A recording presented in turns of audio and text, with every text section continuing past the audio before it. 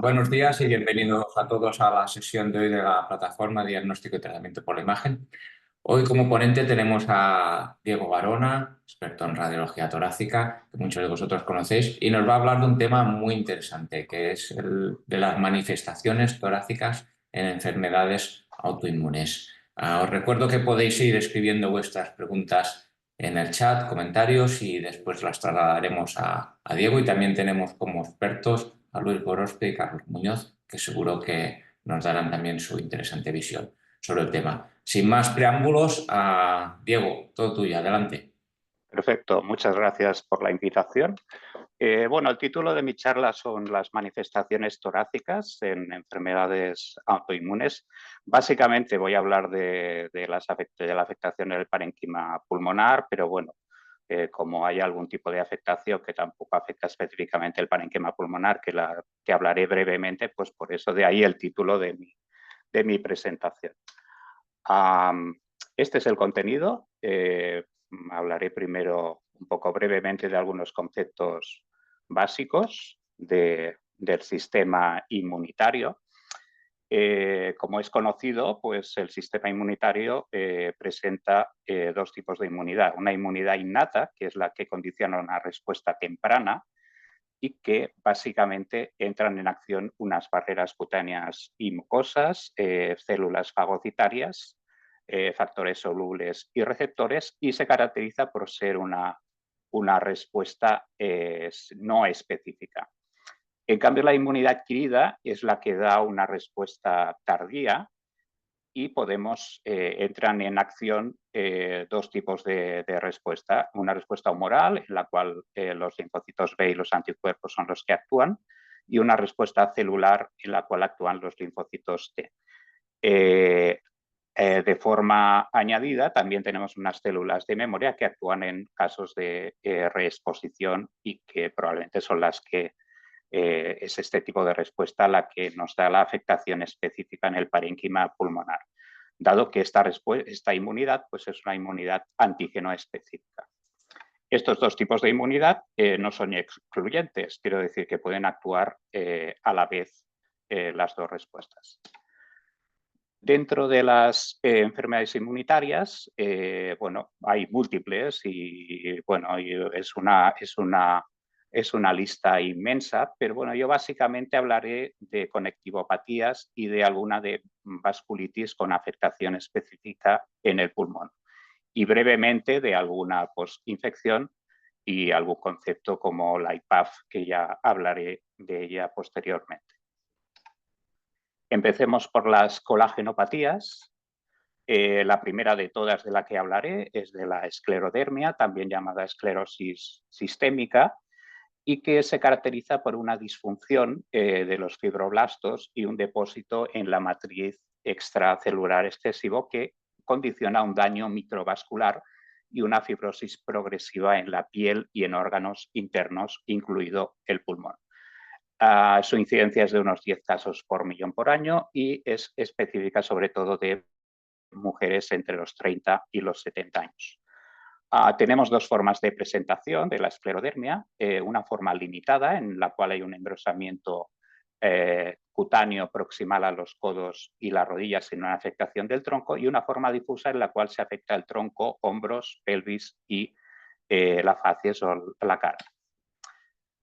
Hay una serie de criterios implementados por la Sociedad Americana y Europea de Reumatología para el diagnóstico de esta enfermedad, de los cuales el principal es el engrosamiento cutáneo en los dedos de las dos manos con una extensión en la articulación metacarpofalángicas.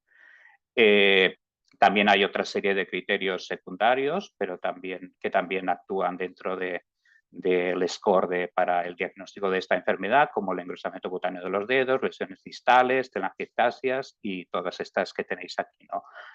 La manifestación de Raynaud y la presencia de anticuerpos, especialmente los anticentrómeros, son bastante específicos de esta enfermedad. Hablando de la afectación pulmonar intersticial, la enfermedad, en el caso de la esclerodermia es específica o es más frecuente en la forma difusa de la enfermedad y podemos verlo hasta en un 80% de los casos. De hecho, la enfermedad pulmonar intersticial es la principal causa de mortalidad hasta en un 40% de los casos. Específicamente, pues presentan los anticuerpos anti-SCL70 y también se ha visto que como factores de riesgo de la enfermedad pulmonar intersticial, pues tenemos alteraciones en la motilidad esofágica y el reflujo gastroesofágico.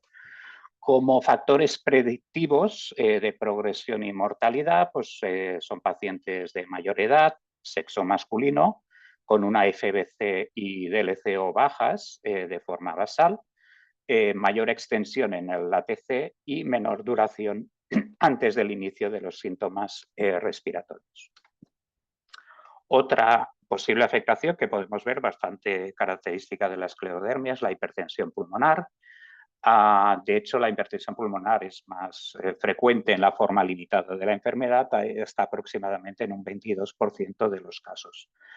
De hecho, la hipertensión pulmonar en la esclerodermia presenta una mayor mortalidad que en el resto de colagenopatías, con una prevalencia del 10-16%, con lo cual pues, la presencia de hipertensión pulmonar es importante en el pronóstico de estos pacientes. De forma específica, pues podemos ver positividad para el anticuerpos anticentrómero y, bueno, THTO y PMSC. Dentro de los hallazgos radiológicos que podemos valorar podemos ver en esta enfermedad, a nivel del parénquima pulmonar, cuando hay afectación pulmonar intersticial, el patrón tipo NINE es el más frecuente. De hecho, hay un signo, que es el signo del borde recto, que es más frecuente que en otras colagenopatías como la artritis reumatoide. Cuando tenemos mayor afectación de panal, la DLCO o la afectación de la difusión de oxígeno será más baja.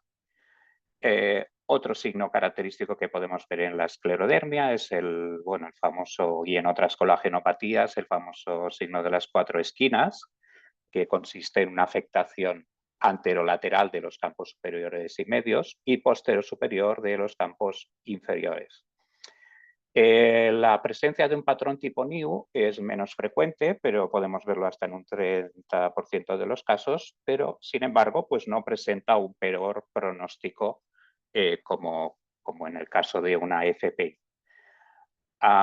Otros patrones más raros que podremos ver también en la esclerodermia serán la bronquiolitis folicular, el daño alveolar difuso y la neumonía organizada. La presencia de una dilatación del esófago distal es bastante característico de esta enfermedad y podremos verlo hasta en un 80% de los casos. Aquí veis el típico patrón, ¿no?, de una NINE, en este caso es una NINE con evolución a fibrosis, veis perfectamente aquí cómo se aprecia esta afectación sobre todo de un predominio basal con bastante vidrio deslustrado y estas dilataciones bronquiales en relación a bronquiectasias por tracción. Asimismo, pues este paciente presentaba una hipertensión pulmonar. Otro caso en el cual veis pues, esta importante dilatación de la arteria pulmonar con una dilatación del esófago distal y en este caso el patrón es un patrón tipo neumonía intersticial usual en el cual vemos también esta afectación de la porción anterior de los lóbulos superiores y luego este panal bastante abigarrado, ¿no? Esto es también otro signo que podemos ver en casos de colagenopatías, el signo este del panal exuberante, en el cual pues, consiste en la presencia de un panal con varias filas y con lesiones quísticas de mayor tamaño que en el caso de una FPI. En este caso, además, pues si veis en esta proyección tipo MIP, pues podéis ver estos nodulitos calcificados, ¿no?, que es por la presencia de calcificaciones de tipo dendriforme bueno, de hecho están descritas dentro de los actuales criterios del patrón típico de neumonía intersticial usual como uno de los posibles hallazgos que podemos encontrar, que en este caso, pues, de forma bien curiosa, pues lo podíamos ver también. Más raro, otro tipo de afectación, pero que tiene mucha implicación pronóstica en estos pacientes. Se ha visto que la esclerodermia también se asocia con bastante frecuencia o con relativamente frecuencia a una enfermedad veno-oclusiva. La enfermedad veno-oclusiva tiene estos hallazgos característicos, esta tríada, que es la presencia de adenopatías, opacidades centrilobulares en vidrio deslustrado y engrosamientos septales. Y cuando tenemos dos signos o más de los que he descrito, puede haber edema pulmonar en caso de tratamiento para la hipertensión, una DLCO más baja o la presencia de una hipoxemia. También veremos signos indirectos de hipertensión pulmonar, como la presencia de una dilatación de la arteria pulmonar, con una ratio entre la aorta y la arteria pulmonar, pues veis que con una gran dilatación de la arteria pulmonar y una cardiomegalia de predominio derecho. También en este caso que veis aquí, pues vemos un poco de un cierto derrame pericárdico también relacionado como signo indirecto de hipertensión pulmonar. El patrón que veis en una enfermedad veno-oclusiva es bastante característico cuando se presenta, obviamente, que es la presencia de estos nodulitos centrilobulares de afectación difusa. Y con la presencia de algún engrosamiento septal. En este caso, la afectación era básicamente de un patrón de nódulos centrilobulares difuso, que bueno, también podríamos verlo en un contexto de una neumonitis por hipersensibilidad, pero como es un paciente con una hipertensión pulmonar y con esta afectación, pues pensamos en enfermedad veno-oclusiva. Es importante el diagnóstico relativamente precoz de esta enfermedad porque son pacientes que indefectiblemente pues acabarán en un trasplante pulmonar. Otra afectación pues un poco más rara, ¿no? Es lo que llamamos el síndrome de Erasmus. El síndrome de Erasmus en realidad es una esclerodermia causada por una exposición a sílice y puede haber o no hallazgos de silicosis. De hecho, el principal diagnóstico diferencial de esta entidad pues será con la TBC. Aquí veis pues, este paciente con hallazgos de silicosis, en el cual vemos estos nódulos con calcificaciones en cáscara de huevo, bastante característico de una afectación por una exposición laboral por sílice, y la presencia de estos nodulitos calcificados con estos conglomerados silicóticos que son característicos de esta enfermedad. Asimismo, pues podéis ver, sobre todo a nivel del lóbulo medio, esta afectación en vidrio esmerilado, con estas dilataciones bronquiales por una bronquiectasia por tracción, pues por una afectación específica por la esclerodermia. Pasemos a otra colagenopatía, en este caso la más frecuente, que es la artritis reumatoide.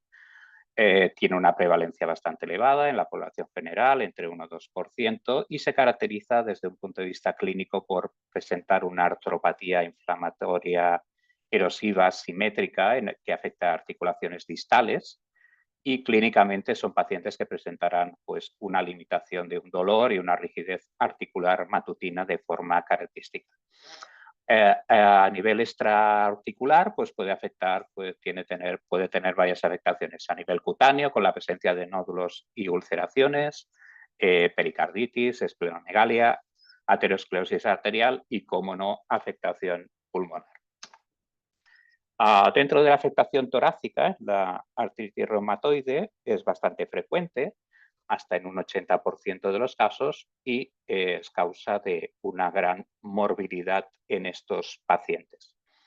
De hecho, es bastante frecuente que precedan los síntomas articulares, como en otras alteraciones por colagenopatías, hasta en un 20% de los casos, y a menudo se detecta en los 5 primeros años de la enfermedad.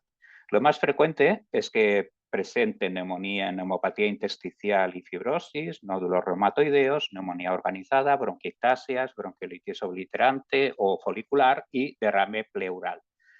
La neumopatía intersticial se presentará en un 10-20% de los casos, sobre todo en pacientes pues, de género masculino entre los 50 y los 60 años.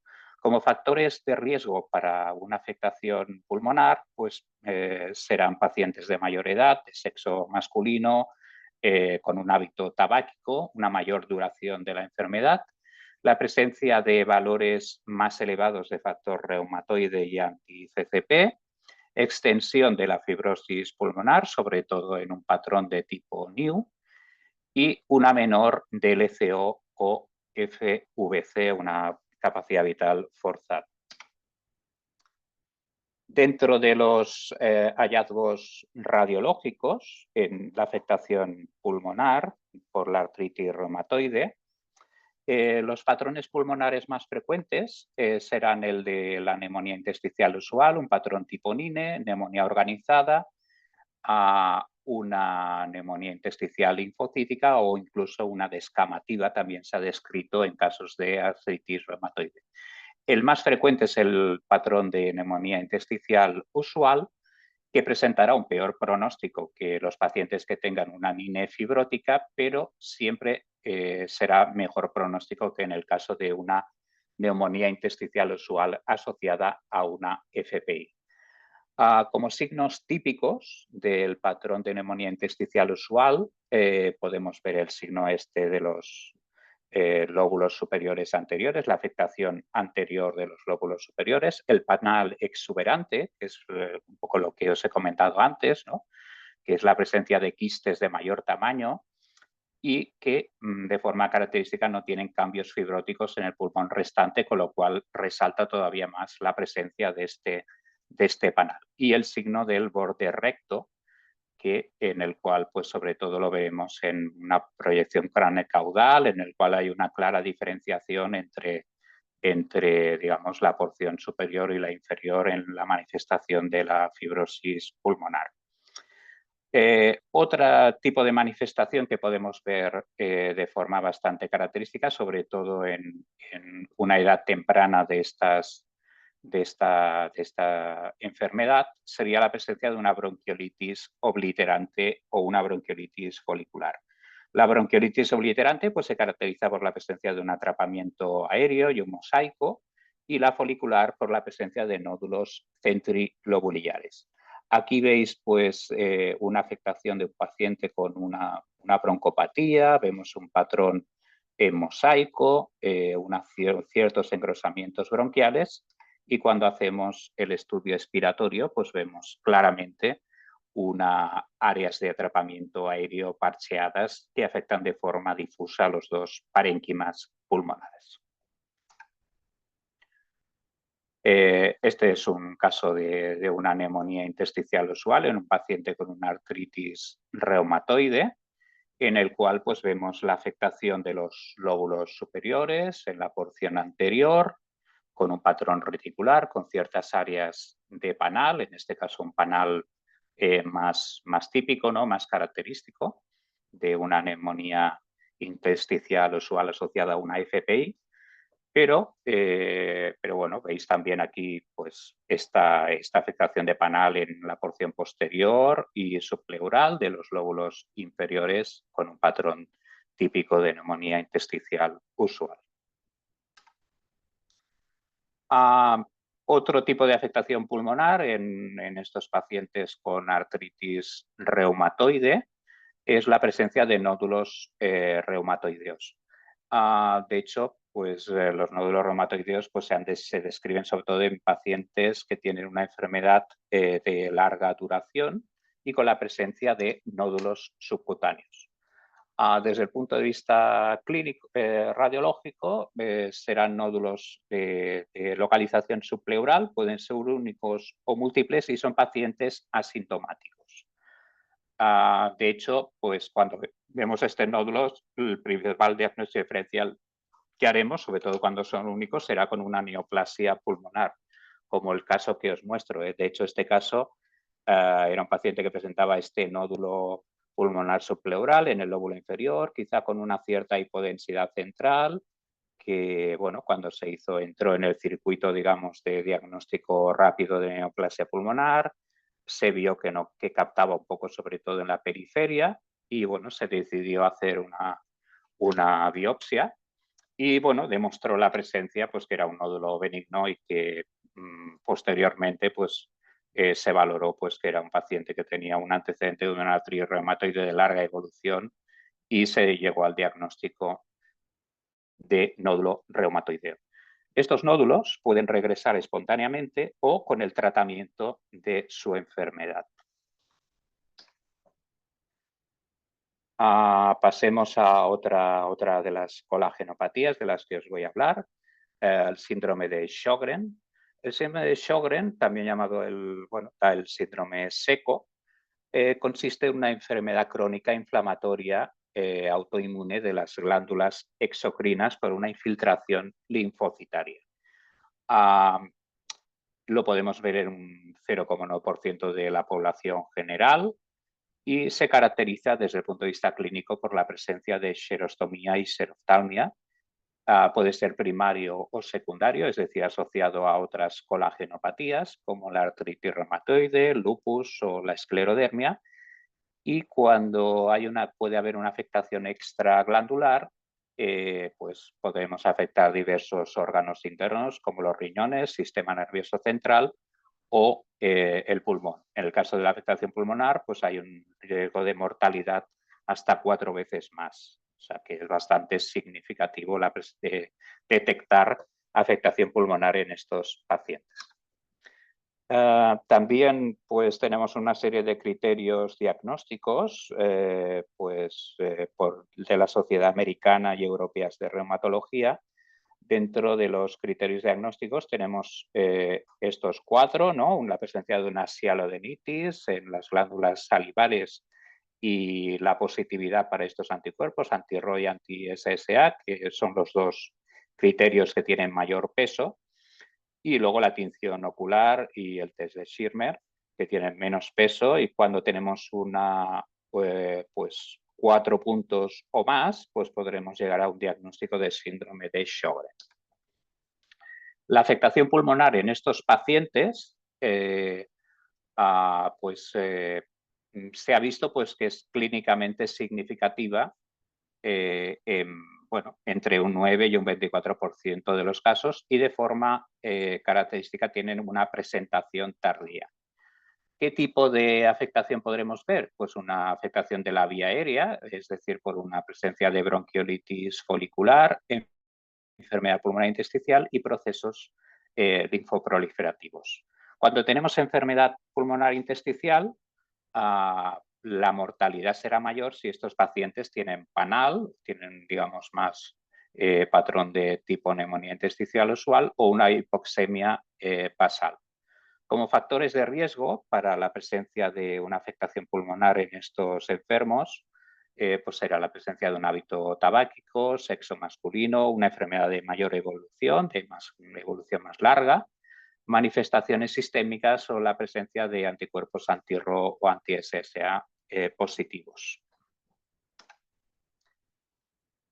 Dentro de los hallazgos radiológicos a nivel de parénquima pulmonar, el patrón más frecuente de todos, con diferencia, será el patrón tipo NINE, que será el más característico. Otro patrón que podremos ver, o otra afectación también es bastante típica del síndrome de Sjögren, es la neumonía intersticial linfocítica, está en un 17% de los casos, y otros patrones pues será la neumonía organizada y la neumonía intersticial usual, que en estos pacientes es muy infrecuente. A nivel de alta resolución, pues veremos la presencia de vidrio ilustrado, densidades reticulares y condensaciones, y el patrón característico de la neumonía intersticial linfocítica pues será el que veis en esta imagen, ¿no? En este paciente con Sjögren, un patrón en vidrio deslustrado, la presencia de estas lesiones quísticas, en este caso son lesiones quísticas de pequeño tamaño, afectando sobre todo con una distribución peribroncovascular, y luego estos nodulitos centrilobulillares pues de forma difusa, engrosamientos peribroncovasculares y una atenuación heterogénea, como podéis ver en este caso. Bueno, el diagnóstico diferencial principal de una neumonía intersticial linfocítica sería pues con un proceso linfoproliferativo, pero pensaremos en procesos de linfoproliferativos en casos de pacientes que tengan condensaciones, nódulos de mayor tamaño o derrame pleural.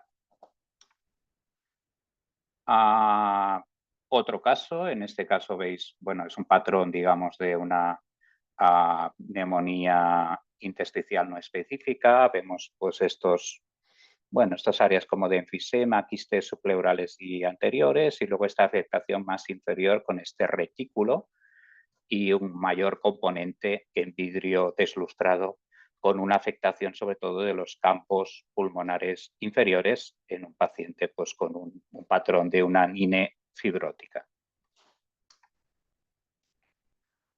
Pasemos a otra de las colagenopatías. En este caso os hablaré del lupus eritematoso sistémico. Es una enfermedad también, bueno, multisistémica, con afectación también articular, cutánea, riñones, serosas, vasos y sistema nervioso central. Más frecuente en mujeres jóvenes, y se ha visto pues que, bueno, que hay una positividad para los ANA, anti-DNA, complemento de menor valor y la presencia de anti-RO y anti-SSA. Cuando hay afectación torácica, es relativamente frecuente, según los datos pues, son muy variables, entre un 20 y un 90%, y el tipo de afectación que podremos ver en estos pacientes pues, es bastante variada, ¿no? Paciente puede haber una serositis, es decir, la presencia de un derrame pleural o pericárdico, una neumonitis aguda, pues por una manifestación aguda de esta enfermedad a nivel pulmonar, infecciones respiratorias, enfermedad pulmonar intersticial que presentará peor pronóstico cuando tenemos este tipo de afectación, disfunción de los músculos respiratorios, hipertensión pulmonar, una tromboembolia pulmonar o la presencia de una hemorragia pulmonar aguda. La pleuritis o la afectación pleural y la enfermedad pulmonar aguda la veremos hasta en un 50-60% de los casos. En cambio, la enfermedad pulmonar intersticial, todo y que presenta peor pronóstico, es relativamente infrecuente, entre un 1 y un 15%. Y de hecho, bueno, cuando hay enfermedad pulmonar intersticial es clínicamente significativa también en un tanto por ciento bastante bajo, entre 3 y un 8%. Como factores de riesgo de la enfermedad pulmonar intersticial en estos pacientes será una mayor edad cuando se presenta este hallazgo, una duración mayor de la enfermedad, es decir, más de 10 años, hallazgos clínicos asociados de esclerodermia, como la presencia de Raynaud o esclerodactilia, hipocomplementemia o valores de proteína C y crioglobulinas más altos, o la presencia de células de lupus eritematoso en suero séricas. La enfermedad pulmonar intersticial pues, se puede manifestar con varios patrones, de los cuales el más frecuente es el patrón tipo NINE, pero podemos apreciar otra afectación como la neumonía intersticial usual, neumonía organizada, bastante más infrecuente la presencia de una neumonía intersticial usual o una bronquiolitis obliterante como una presentación inicial. A nivel de alta resolución, pues hasta en un 30% de los casos, lo que veremos será pues, un patrón reticular, predominantemente inferior, engrosamientos septales y bandas parenquimatosas, de forma infrecuente panal, vidrio deslustrado o consolidaciones. Este caso pues, es un paciente que presentaba un lupus eritematoso y que, bueno, vemos que hay una progresión de su enfermedad pulmonar intersticial con un predominio central y sobre todo una afectación de vidrio deslustrado en un paciente pues, que se consideró pues, que podía ser un patrón tipo NINE. Otro caso más infrecuente, en este caso vemos la presencia de estas áreas quísticas subpleurales aisladas como en forma de islotes en un paciente con un lupus eritomatoso sistémico pues con áreas de fibrosis pulmonar parcheadas.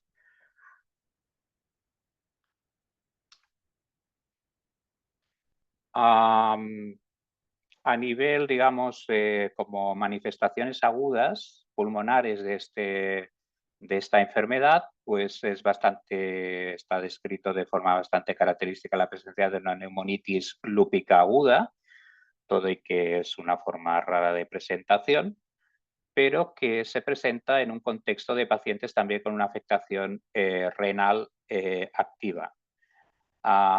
Clínicamente son pacientes que, bueno, puedes pensar en una infección pulmonar porque son pacientes que presentan fiebre, tos, disnea y dolor torácico, y lo que veremos serán consolidaciones pulmonares focales o difusas, como en el caso que veis aquí, con esta consolidación lóbulo inferior, con una pequeña cantidad de derrame pleural asociado y estas áreas, digamos, de atelectasias, pequeñas consolidaciones en ambas bases. Otra afectación aguda que también es característica de esta enfermedad es la presencia de una hemorragia alveolar difusa, todo y que es rara, pero es una afectación severa de la enfermedad. Una vez más, pues lo que veremos será una disnea brusca, puede haber fiebre, tos y hemoptisis, pero una disminución de la hemoglobina que nos tiene que hacer pensar en esta afectación pulmonar. Como hallazgos radiológicos son muy inespecíficos, obviamente, veremos consolidaciones bilaterales y vidrio deslustrado y el diagnóstico lo podremos hacer por un lavado bronco alveolar. Otro tipo de manifestación de esta enfermedad es el Rinkin-Lund syndrome, es decir, el pulmón encogido, es bastante infrecuente y está causado por un diafragma de menor fuerza con la presencia de fibrosis o una parálisis frénica, y lo que causa es una disminución del volumen pulmonar. Como factores de riesgo, pues es una enfermedad de mayor duración, la presencia de anti-RNP y una historia de pleuritis, disnea y dolor torácico. Los hallazgos son muy inespecíficos. Veremos esta elevación diafragmática con la presencia de atelectasias basales. En este caso, pues se hizo una ecografía diafragmática en el cual veis pues, que prácticamente el diafragma no se mueve en inspiración y bastante menos también en inspiración profunda, lo cual pues, nos permite llegar al diagnóstico de esta entidad. Respecto a las miopatías inflamatorias, se caracterizan por una debilidad muscular proximal, con una afectación sistémica y manifestaciones cutáneas, y sobre todo son más frecuentes en mujeres. Dentro de los criterios diagnósticos, pues veremos son estos criterios que veis aquí: debilidad muscular simétrica, la presencia de creatinquinasa, alteraciones en el electromiograma y una biopsia muscular con necrosis o manifestaciones cutáneas de dermatomiositis. La afectación torácica, dentro de las manifestaciones que pueden haber en estas enfermedades, pues la enfermedad pulmonar intersticial es la manifestación no musculoesquelética más común. Hay tres formas de presentación: hipoventilación y fallo respiratorio por afectación de músculos respiratorios, la neumonía intersticial o las neumonías por aspiración, que son más frecuentes. Puede preceder la miositis y presenta mayor mortalidad, y como factores de riesgo, pues estos que veis aquí: una mayor edad, artritis, las manos de mecánico, que son bastante características, o la positividad para los anticuerpos anti-HO1, sobre todo en casos de pacientes con síndrome antisintetasa. Los síntomas respiratorios pues aparecerán en cualquier momento de la enfermedad y como formas clínicas características pues será la presencia de un fallo respiratorio o un comienzo, digamos, más lento de esta enfermedad. ¿Cuáles son los hallazgos radiológicos? Pues veremos un patrón tipo NINE, neumonía organizada, daño alveolar difuso, o en el caso del síndrome antisintetasa, cuando hay anticuerpos anti-1, la presencia de una neumonía intersticial usual. Al daño alveolar difuso, la neumonía intersticial usual presentarán un peor pronóstico y en cambio la neumonía organizada y el patrón tipo NINE pues tienen mejor pronóstico.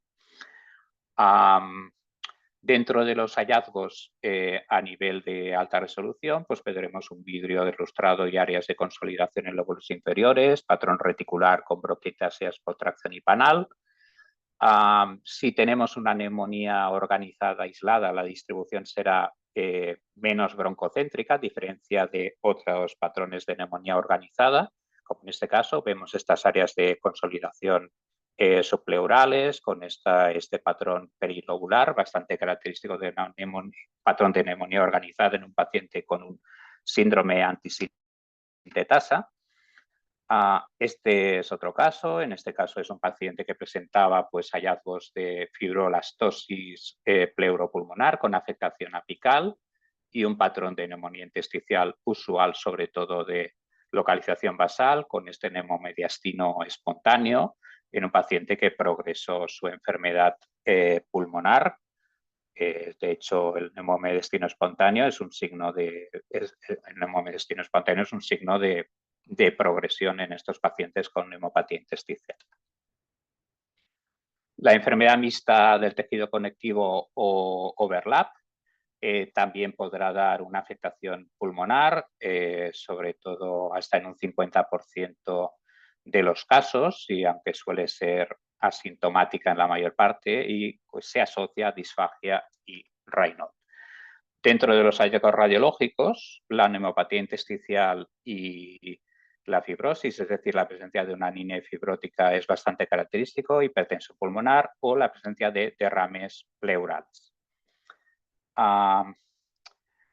La neumopatía intersticial pues, tiene una mayor mortalidad y una progresión más lenta y habrá una fibrosis pulmonar más severa en pacientes con mayor edad o la presencia de anticuerpos anti-Ro 52. Dentro de los patrones, el patrón tipo NINE es el más frecuente y otros patrones serán el patrón tipo NIU, neumonía organizada o el daño alveolar difuso en menos ocasiones. Otro tipo de complicaciones también será la hipertensión y hipertensión pulmonar, vasculitis, TEP y dismotilidad esofágica. En este caso, este es un caso de un paciente con una afectación pulmonar en el cual vemos estas pequeñas áreas como de reticulación y en vidrio desluzado periférica, sobre todo mayor afectación basal y con una dilatación esofágica inferior en un paciente con patrón tipo NINE. Pasemos brevemente a las vasculitis. Hablaré solo de tres, de pequeño vaso. La granulomatosis con poliangitis, es decir, el Wegener, que bueno, de forma característica se presenta en pacientes de edad joven, entre 30 y 50 años. La afectación de la vía aérea superior es bastante elevada, entre 50 y 70%. Y dentro de los hallazgos radiológicos, el más frecuente es la presencia de nódulos pulmonares, múltiples y bilaterales, con tendencia a la progresión, que pueden cavitar. Tienen una distribución perivascular y subpleural y de forma pues también característica pueden tener el signo de halo cuando hay una hemorragia o la presencia de un broncograma aéreo. Después de un episodio agudo hemorrágico, pues puede haber un patrón de crazy paving, un patrón empedrado, y como diagnóstico pues lo sospecharemos en un paciente con un contexto clínico apropiado, hallazgos típicos radiológicos y sobre todo la presencia de ANCAs positivos. De punto de vista histológico, pues se caracterizan por presentar una vasculitis granulomatosa necrotizante. Este es un caso en el cual veis esta afectación de la tráquea subglótica, una afectación de un engrosamiento mural uniforme y la presencia de estos nódulos pulmonares, sobre todo de afectación subpleural. La otra vasculitis de pequeño vaso que también podemos ver con una afectación pulmonar es la granulomatosis eosinofílica con poliangiitis, es decir, el Churg-Strauss. Se caracteriza por esta tríada, ¿no? Por la presencia de asma, hipereosinofilia y vasculitis sistémica necrotizante. El diagnóstico pues lo haremos cuando tengamos 4 o más de estos hallazgos, sobre todo la presencia de asma y eosinofilia son los más característicos. El pulmón es el órgano afectado más común, seguido pues de la piel. Los hallazgos radiológicos que veremos pues serán sobre todo la presencia de opacidades en vidrio deslustrado y consolidaciones bilaterales, simétricas y periféricas, y otros hallazgos serán la presencia de una broncopatía, dilataciones y engrosamientos bronquiales, nódulos peribronquiales y engrosamientos septales lisos. El diagnóstico de sospecha lo realizaremos pues, cuando en pacientes con asma con consolidaciones pulmonares bilaterales y sobre todo la presencia de una hipereosinofilia. Este es un paciente pues, con este tipo de vasculitis, el Churg-Strauss, en el cual pues, vemos esta afectación en vidrio deslustrado, quizá con la presencia de algún septo por un empedrado y estas zonas de consolidación pulmonar, sobre todo de localización inferior.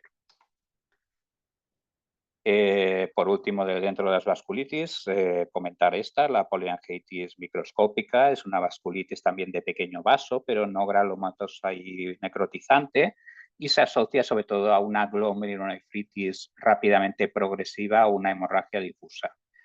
A diferencia de la poliarteritis nodosa, que sería la de gran vaso, pues no se asocia a hepatitis B o C. Dentro de los hallazgos radiológicos, lo que veremos serán vidrios lustrado y consolidaciones difusas o parcheadas y presentan una mala evolución si no reciben tratamiento. Cuando hay una buena evolución, pues estos pacientes presentarán una resolución de sus opacidades pues, en 1-2 semanas. Tras la fase aguda, pues habrá un patrón reticular o fibrosis si esta hemorragia o esta afectación pulmonar recurre de forma repetida. El diagnóstico de sospecha pues, será por hallazgos clínicos radiológicos de hemorragia pulmonar difusa y una glomerulonefritis ANCA positiva rápidamente progresiva. Y el diagnóstico diferencial lo realizaremos con otras entidades, pues con una afectación pulmonar y renal. Este caso, pues veis aquí un paciente pues, con una telectasia, con unas bronquiectasias y la presencia de estas pequeñas áreas de consolidación bilaterales en un paciente con una poliangiitis microscópica. Y bueno, hablar también pasemos a la siguiente sección, de la IPAF, es una neumonía intersticial que presenta otros hallazgos clínicos serológicos y morfológicos sugestivos de enfermedad autoinmune, pero que no presenta criterios reumatológicos de colagenopatía. Dentro de los criterios, pues lo que veremos será esto, neumopatía intersticial tanto en la alta resolución como la biopsia, exclusión de una etiología alternativa, no criterios de colangenopatía definida y al menos 1 o 2 hallazgos dentro de estos diferentes criterios. A nivel radiológico, pues los hallazgos de NINE son bastante más frecuentes que el resto de afectaciones. Este caso pues, es un paciente pues, presentado para evaluación de trasplante pulmonar que presentaba este patrón de NINE fibrótico, ¿no? con esta afectación en vidrio deslustrado, con estas áreas como de dilatación bronquial por bronquiectasias por tracción y bueno, y es un patrón de NINE fibrótico y que como no tenía ANAS positivos y no presentaba otros criterios, pues se etiquetó como una IPAF. Hablando un poco de la afectación post-infección, pues sobre todo quería hablar que es bastante característico pues que tras una infección de COVID, pues ha visto que hay un mayor riesgo de enfermedad autoinmune y que en muchas ocasiones estas infecciones lo que hacen es una exacerbación de una enfermedad pulmonar intersticial preexistente o comenzar una enfermedad pulmonar intersticial difusa. En este caso, pues veis este paciente con una esclerodermia que tras un episodio de COVID grave con una neumonía bilateral, pues vemos que hay una progresión. Muchas veces pues, es bastante frecuente que veamos que el COVID actúa como trigger en muchas de estas neumopatías intersticiales, sobre todo preexistentes, sobre todo asociadas a enfermedades autoinmunes. Y por último, pues hablar un poco de pues, dónde estamos, ¿no? Este estudio pues, es bastante interesante, en el cual se utilizaba pues, este software, el Caliper, ¿no? En el cual pues, identificaron que el vidrio deslustrado mayor o igual de 4,5% era predictivo de un empeoramiento de estos pacientes, con lo cual concluían pues, también que la cuantificación del daño pulmonar y la evaluación del empeoramiento de las pruebas funcionales respiratorias, pues podía ser útil utilizando este método. Otro estudio que también me parece interesante, en el cual pues valoraban la vascularización pulmonar en pacientes con esclerodermia y en el cual pues veían que el volumen pulmonar vascular era mayor en las zonas centrales y medias del pulmón. Y por último, pues la aplicación de la radiómica también en casos de pacientes con una esclerodermia. En este caso, en este estudio, identificaron dos grupos de pacientes diferentes en clínica y pronóstico y concluían pues, que podía proporcionar una información complementaria, fenotípica, clínica y pronóstica de forma bastante característica. Como conclusiones de esta charla, pues saber pues, que las enfermedades autoinmunes afectan la región torácica, especialmente el pulmón con frecuencia e implicación directa en el manejo y pronóstico de estos pacientes. Los hallazgos radiológicos pueden preceder los síntomas respiratorios con diversos tipos de patrones pulmonares, como el patrón tipo NIU, NINE o neumonía organizada, y por último que la inteligencia artificial permitirá valorar la extensión de la enfermedad pulmonar intersticial con mayor seguridad y sobre todo los hallazgos en la radiómica que potencialmente pues, nos pueden dar información adicional que podrá ser utilizada como predicción pronóstica. Y eso es todo. Muchas gracias, Diego, por esta excelente presentación, muy ilustrativa, ¿no? De la variedad de los hallazgos y la relevancia que tiene esta afectación pulmonar en las enfermedades autoinmunes. Tenemos unos minutos para discusión. No sé si Carlos, Luis, queréis hacer algún comentario, pregunta a Diego sobre la presentación. Si no, pasaremos a alguna de las preguntas que hay en el chat que ha puesto Salva, pero primero me gustaría escuchar vuestra opinión. Carlos, ¿qué te ha parecido? Muy bien, un tema complejo Sí, y demasiado complejo. sí, y amplio, ¿no? No, me ha gustado porque has hecho una visión general. Yo creo que es bastante difícil condensar toda esa información en este corto espacio de tiempo. Pero me gustaría incidir, por ejemplo, un escenario clínico que nos encontramos con frecuencia es el paciente con esclerosis sistémica diagnosticada que presenta síntomas respiratorios o que, bueno, tiene una auscultación, digamos que no es normal, ¿no? Con un crepitante y tal. Y entonces, bueno, pues haces el TAC y ves ahí como unas reticulaciones que, bueno, parecen un poco tontorronas, ¿no? En las subpleurales. Bueno, incidir, ¿no? en cuál sería el siguiente paso, ¿no? Quizá, pues no sé, repetirla en prono o a mí me parece importante, ¿no? Porque sobre todo para descartar que eso no sea una atelectasia o una cosa así, ¿no? ¿Qué opinas sobre eso? Bueno, yo creo que es cierto. Yo creo que en estos pacientes con una afectación intersticial potencialmente incipiente, ¿no? Es un poco lo que parece el escenario que estás comentando. Mm. Pues sí, puede ser útil la realización de un estudio en prono o yo creo que en estos casos es un poco igual igual valorarlos como una isla, ¿no? Un poco es decir, si son pacientes que tienen una afectación intersticial o potencialmente intersticial, pues hacer un estudio de control, ¿no? Pues hacer un control igual, no sé, en un año o algo así, y sobre todo valorarlos en un comité multidisciplinar, quizá, yo creo, en estos casos que quizás son controvertidos, no me parece mal, no me parece mala opción, ¿no? Yo creo que es el tipo de pacientes que quizá tendríamos que discutir, ¿no? Yo creo que obviamente no todos tienes que discutirlos, ¿no? Pero hay casos que bueno, que los que plantean serias dudas, ¿no? Pues yo creo que estaría bien, ¿no? Yo creo que es lo más... Porque realmente es cierto que no sabes qué hacer con estos pacientes. Sí, yo probablemente, claro, los radiólogos siempre tenemos la tendencia a esto, ¿no? Y, bueno, pues pido un control, ¿no? Es como un poco de... Es un poco un poco corroborar pues que realmente lo que estás viendo es neumopatía intersticial o no. Sí, creo que tiene algo, pero no estoy Exacto, 100% seguro. Y además, sobre todo, es importante ver, pues, digo lo del comité multidisciplinar porque yo creo que tienes que valorar un poco la visión también, ¿no? Pues si tiene unas pruebas funcionales afectadas, no las tiene, en fin. Yo creo que no solo nos tenemos que quedar con la imagen, ¿no? Exacto. Gracias. Luis, ¿estás de acuerdo con el manejo de estos pacientes de esta manera? ¿Tenéis un comité multidisciplinar también vosotros?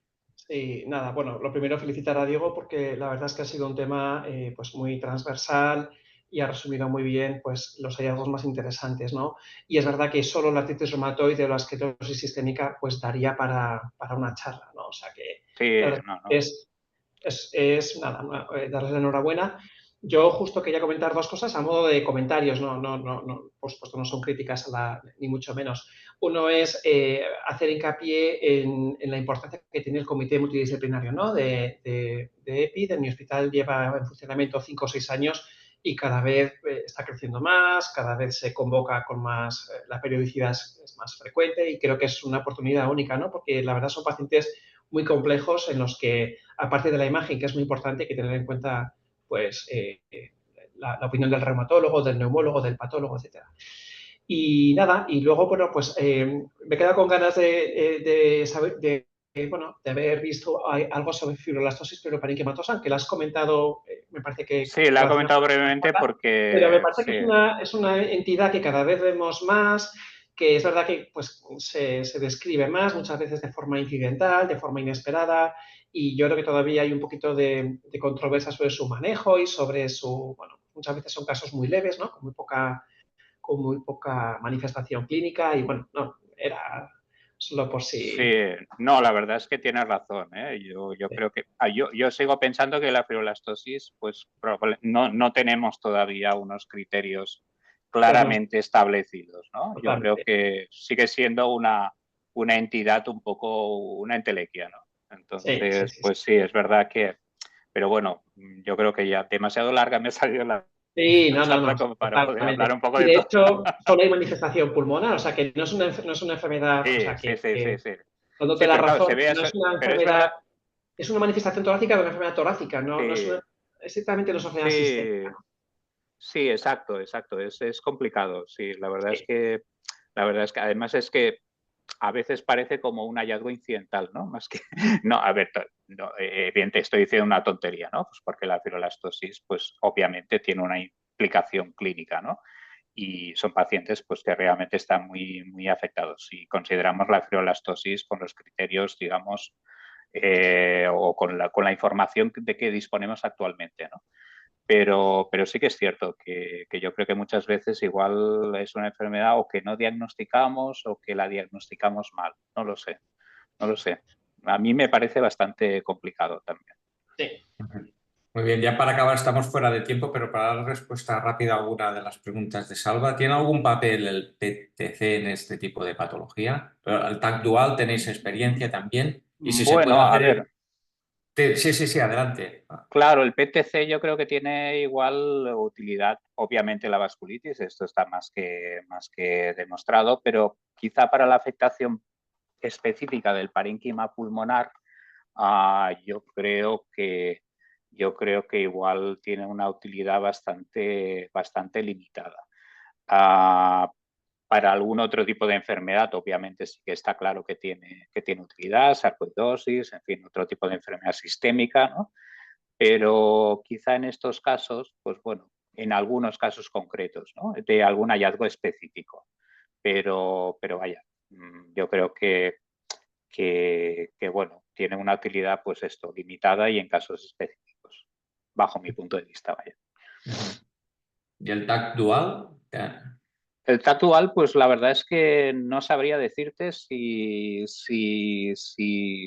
bueno, si puede dar algún tipo de información. Yo creo que más en pacientes con enfermedad vascular, sobre todo pacientes tipo lupus, ¿no? Pues con sospechas de TEP crónico y así, yo creo que ahí que sí que obviamente tiene una gran utilidad, pero bueno, quizá buscar otro tipo de indicaciones yo lo veo complicado de momento, no lo sé.